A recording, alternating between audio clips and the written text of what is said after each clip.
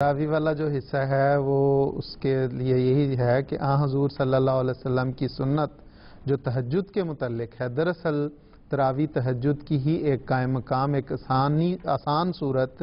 ایسے لوگوں کے لیے جو رات کو تہجد نہیں پڑھ سکتے تھے، سارے دن کی محنت مزدوری کر کے آئے، ان کے لیے حضرت عمر رضی اللہ تعالیٰ عنہ نے اپنے دور خلافت میں وہ سنت جاری فرمائی۔ تو وہ دراصل تہجد کا قائم مقام ہے، اور تہجد جو حضور صلی اللہ علیہ وسلم کی سنت سے ثابت ہے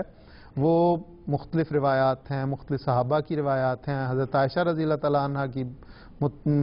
کافی روایات ہیں کہ حضور صلی اللہ علیہ وسلم رات کے مختلف حصوں میں یا رات کے ایک لمبے حصے میں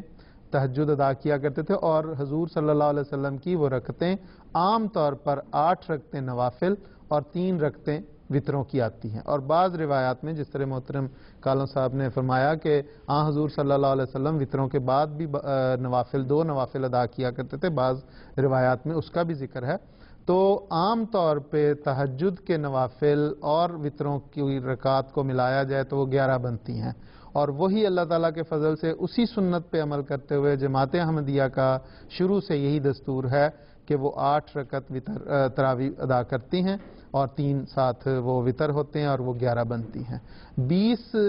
تراویح یا 20 رکعتوں کی تہجد حضور صلی اللہ علیہ وسلم یا بعد میں خلفاء کے دور میں کوئی اس قسم کا وہ ہمیں کہیں نہیں ملتا، اس کا کوئی بھی کہاں سے ان لوگوں نے لیا یہ ہمیں اس کا انہی سے پوچھا جائے۔ ایسی کتابوں میں روایات ہیں جن کی صحت اور سند کا مقام صحیح بخاری سے بہت نیچے ہے، تو صحیح بخاری میں جیسا کہ محترم ظہیر خان صاحب نے بیان کیا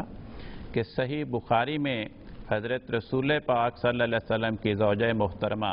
حضرت عائشہ رضی اللہ عنہا کا یہ بیان ہے